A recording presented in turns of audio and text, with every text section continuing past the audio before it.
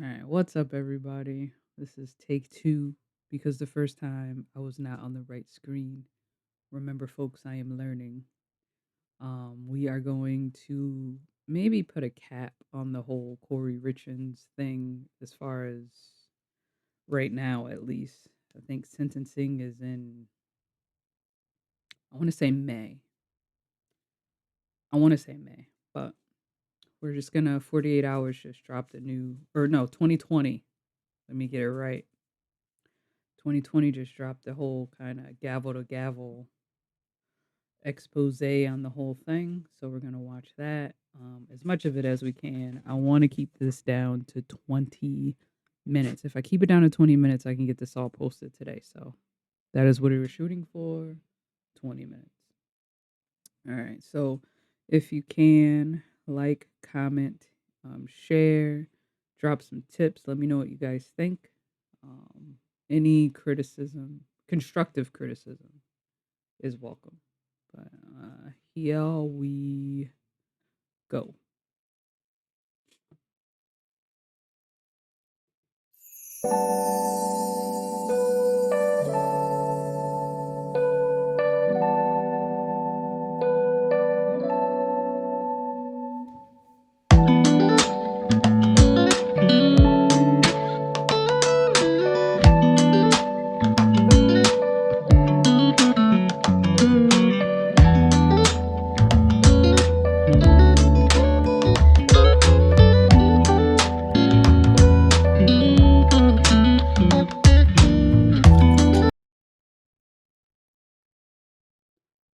All right, guys. Let's see. Let's see if we missed some stuff.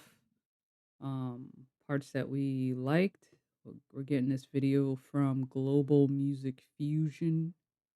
That's where we're getting our content from today. So like this, since they're, putting it on so we could put it on, right? Yeah, I do not own the copyright to this. This is Global Fusion's post that we're using. So yeah, let's see. Let's go.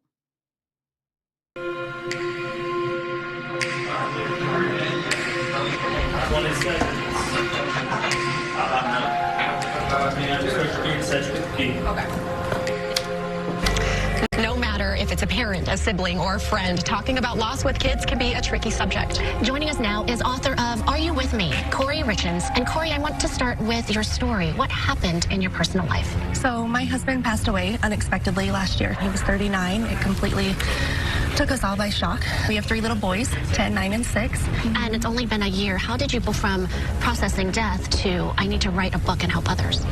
You know, I just watched the struggle that my kids were going through and trying to find something that we could use to cope at nights. Nights are the hardest, it seems like, for everybody when, dealing with anything. But I just wanted some story. I kind of imagine that nights were the hardest because he died at night in their home while everyone was asleep. That's why I imagine nights being the hardest, Kouri. Because your ass was probably trying to stay in that house. Yeah. Nights are the hardest, yeah. Especially when everybody went to bed, said goodnight to their dad, and somehow in the middle of the night, he passes. I would have a hard time going to sleep, too.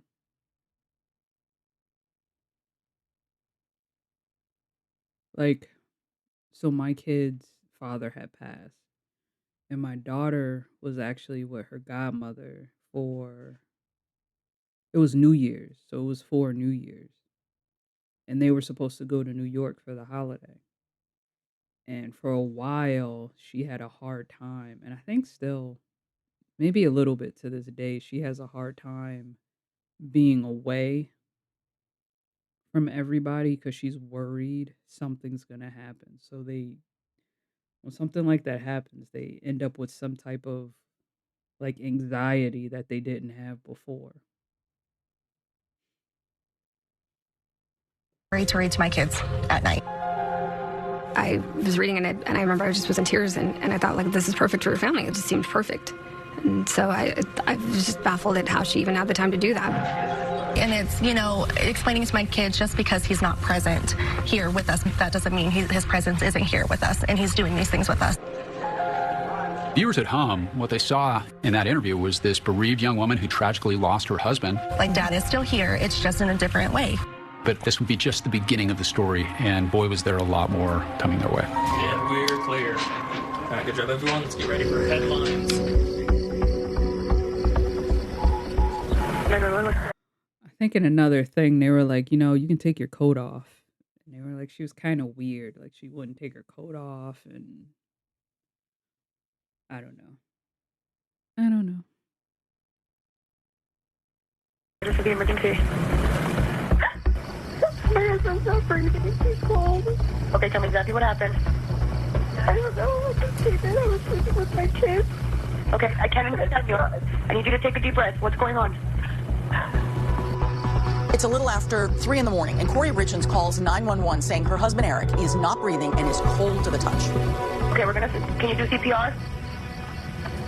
She's like, no. You don't know. I'm going to tell you how to. Are you willing to do CPR? Yeah. Okay. 1, 2, 3, 4. 1, 2, 3, 4. Count out loud so I can hear you. I'm counting with you. 1, 2, 3, 4. Officers are dispatched to the scene. Paramedics and firefighters are already there when they arrive. In those first few moments of the police body-worn camera, you are watching this life or death moment unfold. Law enforcement is trying to make sense of it all. Inside the bedroom, you can see law enforcement trying to help Eric Richins. He is on his back on the ground. He has no pulse. He's not breathing. And they're using a CPR machine, so you can hear this sort of rhythmic sound. Okay. What's your first name? Yeah, let me talk to you about this for a second. Let them do their work in there. So what happened today? He was just fine. When you say we were fine, what time did you see him when he was alert? We had a drink together at 9 to celebrate something at work. Hours earlier, they were celebrating a big financial win for her real estate business. She mentions they've had a cocktail before bed. She mentions that her son has night terrors and that she's been asleep with him. When I sleep with my kids, I'll just wake up and I go back to my own bed. Mm-hmm. Where are your children now? One's asleep in that room. 2 are awake with their ear to the door. I go out, please something took them out. Okay. At one point, the officer asked if she would like to call anybody, and she mentioned she wants to call her mom. Here, you can use my phone. I'm probably not gonna. Oh, it was Kouri. Yeah. She called mom. Mom came through immediately. Okay, Mama Dukes came through. Said, Mom, you need to come up here. Something's happened with Eric. The police came up here. I'm scared. I don't know what's happening. I said, something's happened. She said, Eric. Does he have any medical conditions or anything like that? He has Lyme's disease. Lyme's disease?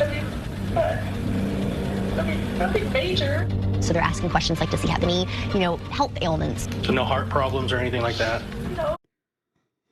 I noticed something when I'm watching a lot of these body worn cameras now, that when they ask the people like, well, is anything wrong? Like, do they have any issues?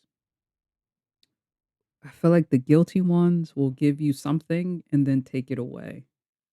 Like, he's like, does he have any health issues? And then she's like, oh, he has Lyme disease, but it's nothing major.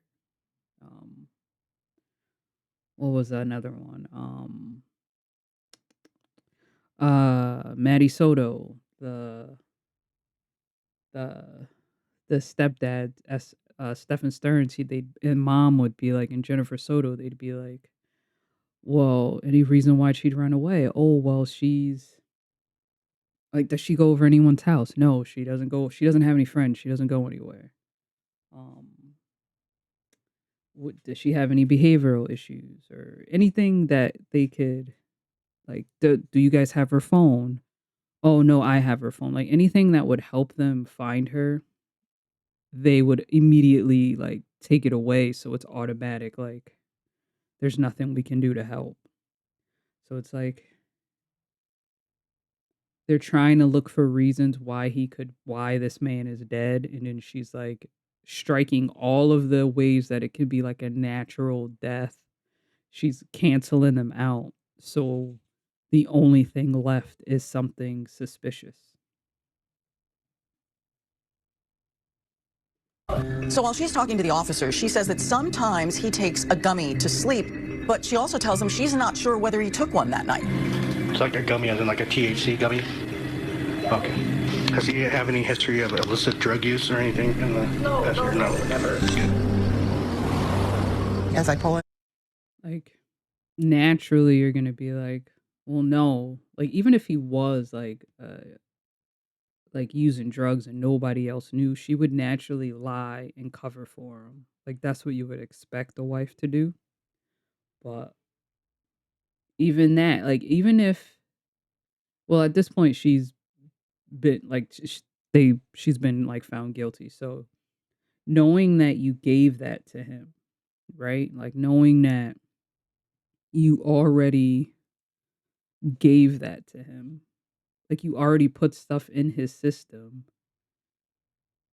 why not let it leak a little bit? Like, he does gummies. Like, I don't know what else he does. Like, I don't know where he gets them from. So I don't know if they were laced with anything. Like, why not put that out there now as opposed to letting them find it in his system later? I mean, not that I go around thinking about like poisoning people, but I guess if you're gonna do it right, right?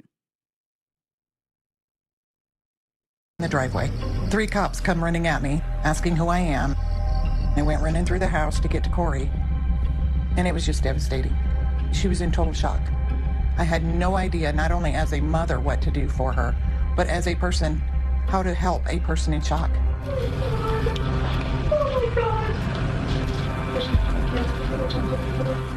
I went and talked to the boys, and they're just confused. They're not crying because they don't know what's going on. They just know a lot of cops are there. Kouri Richins' mother, Lisa Darden, says that he got weekly allergy shots, and maybe that has something to do with his medical condition.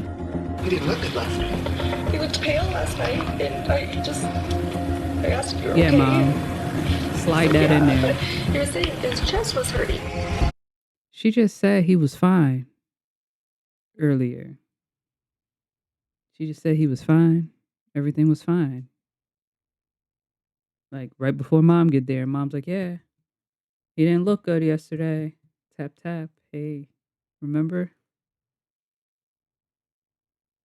I had seen him that day, and I said, oh my God, what is wrong with you? You look horrible. For a moment, the deputy walks away from Kouri Richins, and you can see a conversation between him, another officer, and an EMT. I'm wondering if you had an aneurysm or something with all the blood. That's like, there's a lot of blood for some unknown reason. A little bit coming out as soon as we start doing compression, so the blood came out. So. Okay. All right.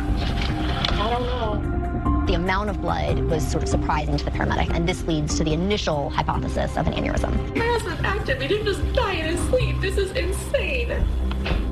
Eric was very athletic. You would never expect an aneurysm, but that's what they're telling us.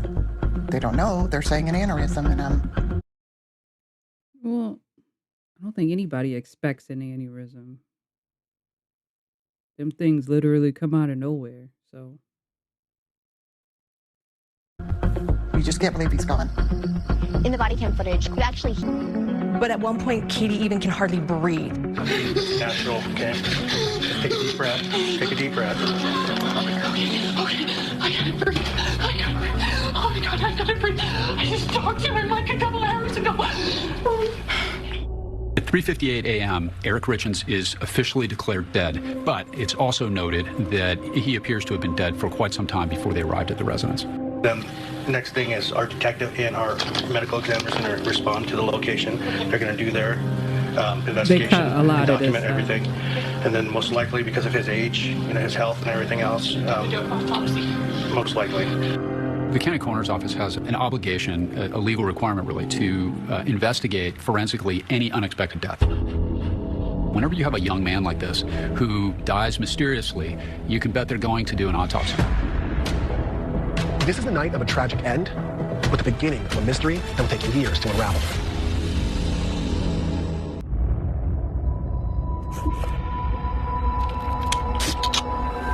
The night that Eric died, Kouri says that they were celebrating.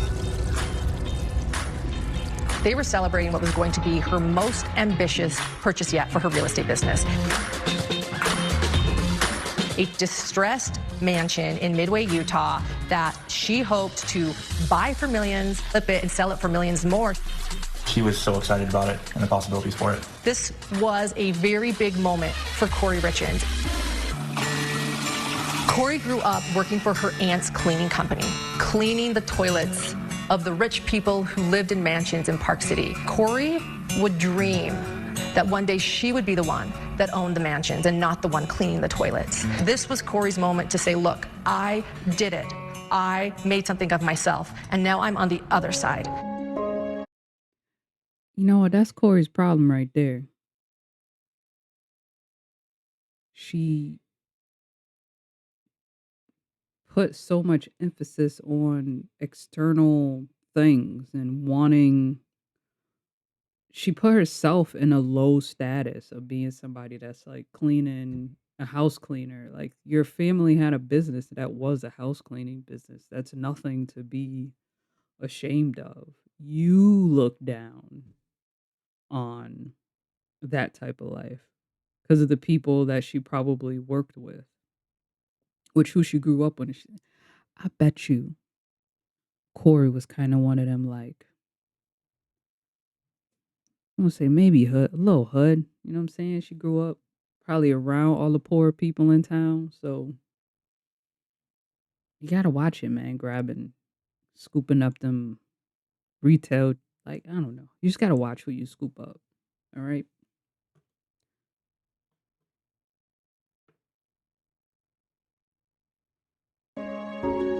Kouri grew up in a family that moved a lot. My parents worked construction, so we would move every 2-3 months growing up. We weren't poor by any stretch, but we weren't wealthy by any stretch either. My parents did what they had to do to get by.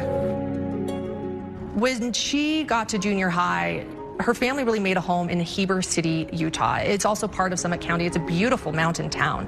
And there she finds a really close group of girlfriends. We just had a really good core group of friends. And I mean, the text we'd get every weekend was, hey, where's the party at? And then we also played sports. And then we were in the same classes together. And we just kind of evolved from there. She's on the cheer team. In high school, she's playing tennis. And she seems to have really found a home and belonging. She was a tough cookie. Anybody said anything wrong about us, you could, kind of always count on Kouri to handle it. Kouri and Eric met when Kouri was working at a Home Depot. Home Depot paid the best. It was brand new, it was in Park City, and it paid really well for cashiers. He was coming into the Home Depot a lot because of his stonemasonry business, and they hit it off and started talking, and people remember, sparks flying and instant chemistry. He was significantly older than her. She just thought the world of Eric. Eric Wait, was how it. much older? Eric grew up in Bountiful, Utah. Went to high school at Woods Cross. How much older? I didn't know there was like a big age gap. The Richins owned a cattle ranch in Summit County. And he grew up working on this ranch. His sisters rode horses. They had animals. They were outdoorsmen. Eric was one of 3 children with 2 sisters, Amy and Katie, and he was very close to his mother, who had died in 2018. Eric grew up a member of the Church of Jesus Christ of Latter-day Saints, also known as the Mormon Church. His dad shares that it was one of the most important things that they wanted to instill in their children was faith and religion. So much so that Eric went on a 2-year mission for the church to Mexico City, and then came back and started his stonemasonry business. Eric was a very dynamic individual. He worked hard, but he also played hard. He had ATVs, he camped, he explored. Eric was a big-time hunter, go to Africa, big trophy hunting stuff.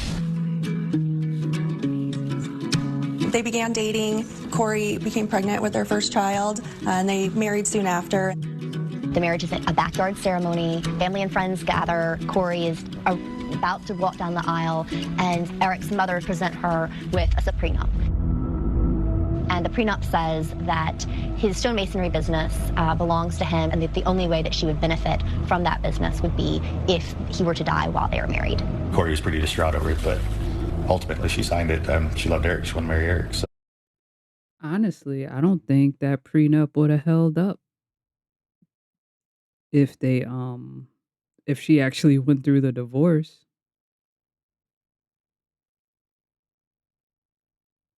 Because it's like signed under duress. Kouri. I didn't know they had you sign it like that. Of course, the family. That's crazy. I didn't know they had had her sign it like that. That's not cool. Cause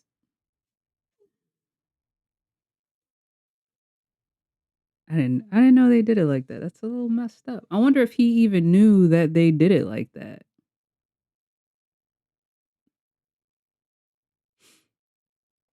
Did she say the sisters? Oh. She went along.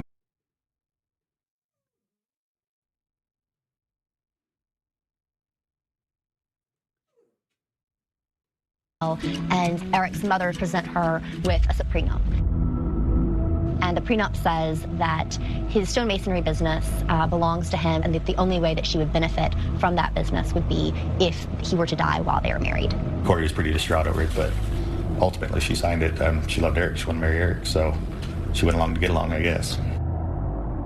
I don't think it's a secret that Eric's family, or at least parts of Eric's family, didn't approve of Kouri. It was a rough start at the beginning, and once that got passed, I mean, they had a good wedding. Kouri and Eric ended up having 3. That wouldn't have held up, Kouri. It really wouldn't have. Because you signed under duress. They would have threw that out. Almost positive they would have threw that out. And you would have got it all. He still would have been alive, Kouri. Dumb.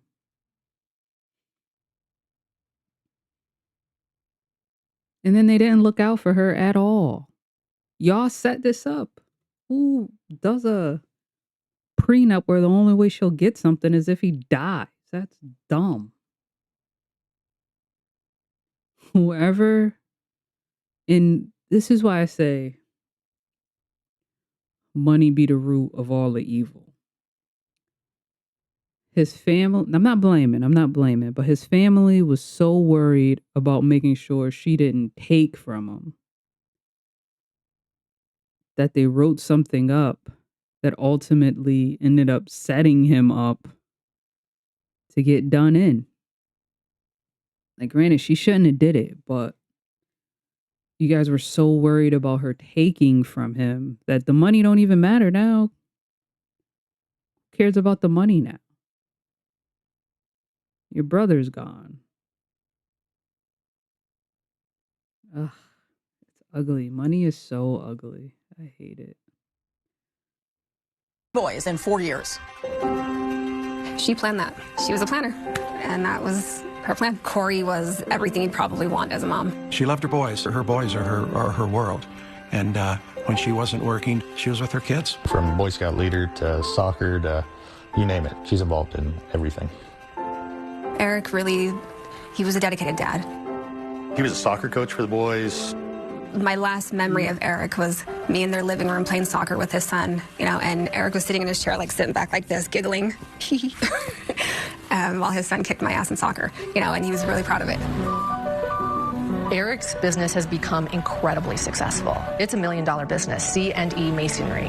And they have a very affluent life. They're taking trips together. My first cruise was with them. They would go out to fancy restaurants.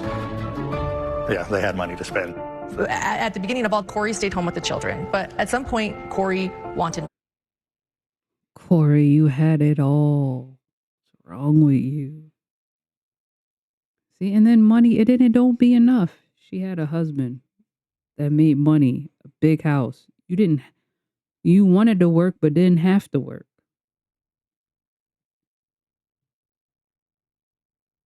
You literally had everything you said you wanted, you dreamed of as a kid. I don't understand, Kouri. I'm trying to figure out what went wrong.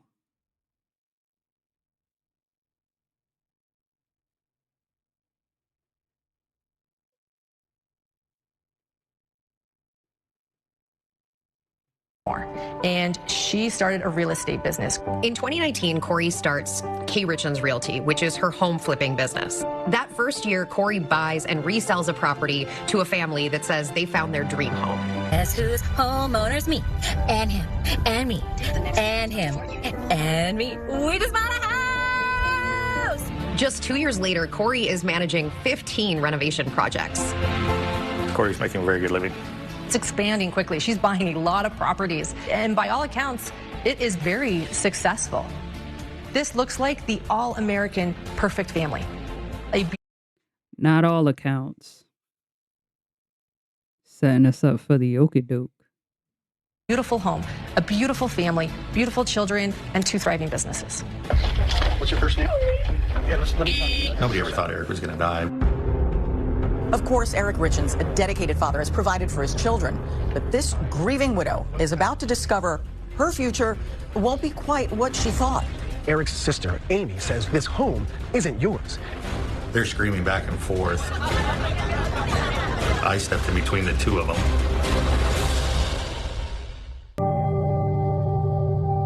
I learned the news about Eric passing on March 4th through a phone call. Why? What happened? What could have caused it? It was just surreal. And just the day before, Kouri says that she and Eric were toasting the purchase of her dream property, a $2.9 million mansion. And just hours later, Eric would be dead. Eric is beloved in the community, and many people come and gather at the family home to sort of celebrate his life. There were just constant people coming in and out of the house, paying their condolences. We were just, reminiscing about Eric. We were all just there to support Kouri, keep the boys occupied, keep their minds sort of off of, what happened. We were literally talking about Eric the entire night and raising, dancing, and listening to his favorite songs. One of our friends is shotgunning a beer. Richard, yep. And it's not the way everybody else may celebrate, but that's how we did it, because that's what Eric would have done with us. At one point, they're playing music, and Cody Johnson's Till You Can't comes on, and this is Eric's favorite song.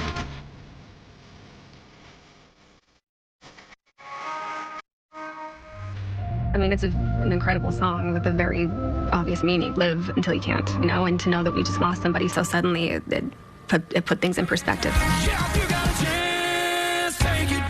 Kouri's dancing with her 3 sons, and Eric's sister Amy films the dance. And there was this light that kind of projected around them, and she's like, I swear Eric's dancing with them right now. It was special. And it's this real moment of sort of solidarity between the 2 families. But that solidarity appears to be short-lived. The morning after that gathering, there is a dispute, an argument between Kouri and Eric's sister, Amy. Kouri realizes that Eric's will is in a safe. She seemed a little adamant about getting that will, and she was pretty positive that it was in the safe, but she didn't know what the combination was. Eric Richins' sister, Amy, is at the house, and a locksmith shows up to access the safe. You just hear this blood-curdling scream as I ran out into the garage. And Amy had seen a sign on a truck that said locksmith or something. She flipped out and told Kouri, you're not supposed to be getting into the safe. And then Amy drops a bomb. She tells Kouri that Eric had secretly set up his trust and will, and Kouri was largely cut out. They're screaming back and forth. I stepped in between the two of them. Eventually, the police showed up.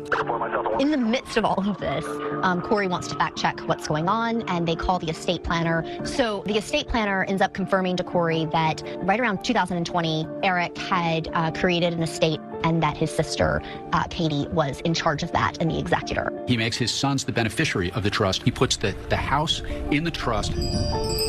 And that's when those words of, it's not your home, came out. And Kouri's like, it is my house. I've lived here for 10 years. What are you talking about? Amy told authorities that Kouri punched her in the face and the neck. Kouri is then arrested and charged with assault. She ends up pleading no contest, but she is found guilty of assault. To think this is happening 2 days after Eric's death, and then these 2 families have to see each other again at Eric's funeral? The funeral itself, I think, went off very well, but you could already see the animosity between the 2 families. It's contentious. Oh, the funeral was incredibly uncomfortable. Kouri stood in one, and then his family stood in another area. Yeah, it was a very obvious divide immediately, and they wouldn't talk to each other. There really wasn't much reference to Kouri. There wasn't a lot of love going on. It's over-the-top, lavish casket. It was like a horse and buggy. It was grand. It was very country. It was just the most uncomfortable funeral I've ever been at. His 40th birthday was just a couple weeks after the funeral. Like, his clothes had already been taken down, and she wasn't wearing her wedding ring, and I thought that was a little odd. I mean, it wasn't even a month.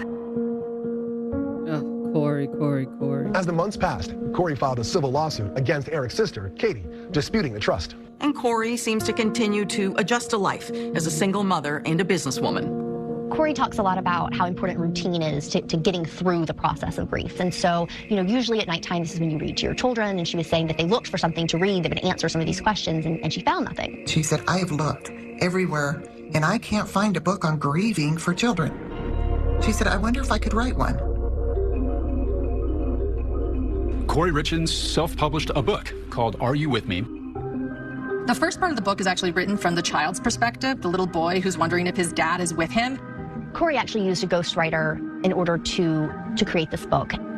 Are you at my soccer game when I scored that goal for you? I looked for you in the crowd, but you weren't there. Did you see it? And then later on in the book, it switches to the deceased father's perspective, and he sort of starts saying, yes, I am with you. I am with you when you scored that goal for me. You couldn't hear me cheer for you, but I yelled and clapped as loud as I could, just like always. Kouri dedicates the book to my amazing husband and a wonderful father. And then there is a drawing of the family of 5. You see Kouri and Eric together with their 3 children and the dog. I will forever love you, my sweet baby, until we see each other again. Yes, I am with you. In March 2023, Kouri Richins goes on these local radio and TV stations talking about the book. Good morning. Okay, everybody, thank you for tuning in. We got an email, wrote into the station. It was Kouri saying that she had just written what she believed to be was the first book for kids about coping with grief, and that she would love the chance to share that on Good Things Utah. My kids and I kind of wrote this book on the different emotions and grieving processes that we've experienced last year. And to make sense and process, I'm sure. Yes, exactly. What a shock this must be for this poor woman. My heart went out to her. I'm new to all of this, so kind of doing, research and reading books and things to try and understand, not only how to grieve as a widow, as a wife, but also, with my kids, how to help them understand what just happened. But the big shock happened a couple of days later when we get an anonymous email. And there's just one line, and it's in all capital letters with many exclamation marks at the end, and it says, she killed her husband.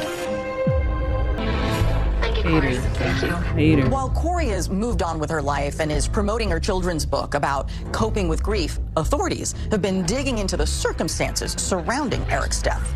Were you first on duty? We were second. And there was blood before they... A little bit coming out as soon as we start doing compressions. Originally, it was one of the EMTs on scene who suggests that maybe Eric had an aneurysm. I don't know if he had an aneurysm or something with all the blood. And I think that made a lot of sense to the family on scene right then, because what else would it be that would make a...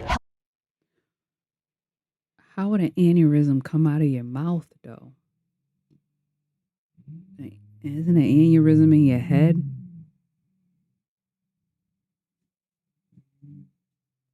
It's like this is a bad joke, but it's like at work when something's wrong with the guys. They're like, "Oh, it's a UTI." Like, I always joke every time they're like, "Oh, one of the clients is having a behavior," and they're like, "Oh, it's a UTI."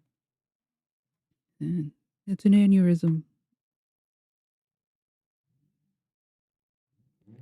Yeah, if I'm doing chest compressions, why would blood be coming out of his mouth if it's an aneurysm? Healthy 39-year-old man all of a sudden stopped breathing in the middle of the night. So law enforcement says that there will be an autopsy. They think it might have been an aneurysm, but they don't know. For the people that knew Eric, the autopsy was absolutely shocking. The initial autopsy report comes back, and it's drug intoxication, fentanyl, as the cause of death. 5 times the amount of fentanyl that could kill anyone. Eric did not do drugs, not to my understanding, and Kouri was saying the same thing, so it was just baffling. They also found that it was not medical grade fentanyl. So this is nothing that was prescribed by a doctor. This would have been, drugs off the street, the type of drugs that you would procure on a corner and don't necessarily know the origins of. The autopsy report jumpstarts a criminal investigation because this is not a natural death. This is either an accidental overdose or someone killed Eric. Now police officers realize they have to find the origin of the drug. Police get a search warrant to search the Richins' home for illegal drugs. Investigators go in, they seize Kouri's electronics, Eric's electronics, and they search the house for anything that could possibly have traces of fentanyl. But they don't find any fentanyl. During this search, Kouri is stopped by then lead detective Jamie Woody, and at that moment, Kouri says what everybody else is saying, that Eric doesn't do drugs, that she's shocked by the cause of death. Kouri Richins talks to the chief medical examiner and essentially has a bunch of questions, and she goes down a list of the various items that were found in the stomach. How old is she compared to him? I don't know why it's bothering me now. Because I feel like we didn't get all of the story. We got the story that made her look unbelievably guilty, but we didn't get all that story.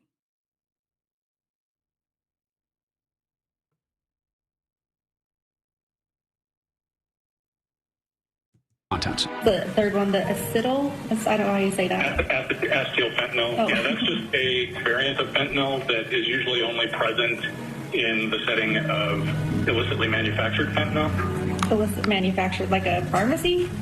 No, like fentanyl that's manufactured by drug cartels as opposed to by pharmaceutical companies. Oh, good Lord.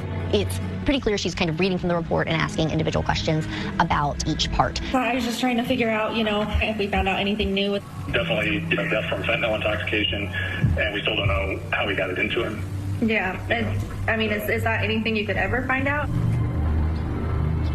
When the toxicology report comes back, Eric's family comes forward to law enforcement and says, well, we have some concerns about the toxicology report. Eric didn't do drugs. The Richins family was immediately suspicious that Kouri had a role in Eric's death. According to Eric's family, while it seemed like Kouri and Eric were flying high, when he died, it was a very different reality. Eric discovered actually in 2020 that Kouri had taken out a loan to help her business and did so without telling him. Kouri had taken out a $250,000 line of credit against the home, which Eric solely owned and had no idea about. That made them all start to be very concerned with Kouri's financial situation, and that is actually what caused him to change the trust, because he wanted to make sure his children were taken care of. The family says that when Eric finds out, he visits a divorce attorney. I think it's like, how can you deceive your spouse like that? When you own a home, the idea that you're going to take out a line of credit, that they're never going to realize this, and you're somehow going to go out and spend $250,000 and they're just never going to get that that's what was going on behind the scenes, it's pretty shocking. They end up going to counseling and they do not separate. But there is this idea, she's lied about their finances. Even if there's a facade of things being good within the marriage, there's still a real permanent rift between the couple, and the trust has been broken there. Well, yeah, kind of backed her into a corner with that damn prenup. Like, I get with the way she was, like, using money and buying those houses, and I wonder if he knew how much debt she was in. Because if I knew how much debt she was in, I guess he would have to separate, like, his finances from hers, because that girl was running up a bill.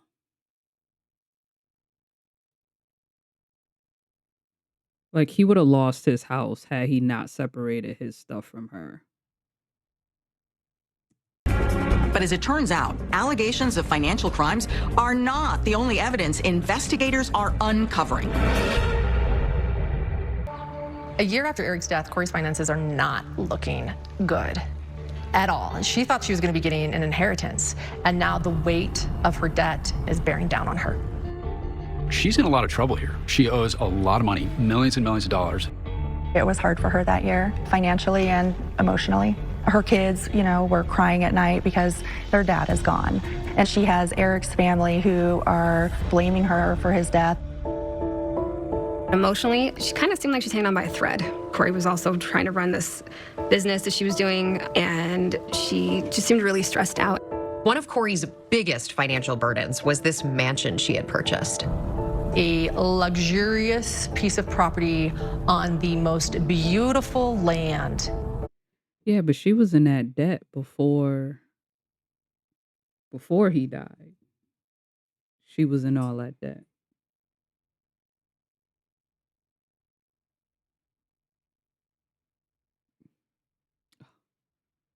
All right, we're gonna stop right here at 30 minutes. I'm going about 40 minutes. I was supposed to stop like 10 minutes ago, but we'll stop right here. It's about an hour and 20 minutes left. Jesus Christ. Yeah, we're gonna stop here. We're kind of in the midst of us finding out how much trouble Kouri was actually in. Um, who wants all that flat ass land?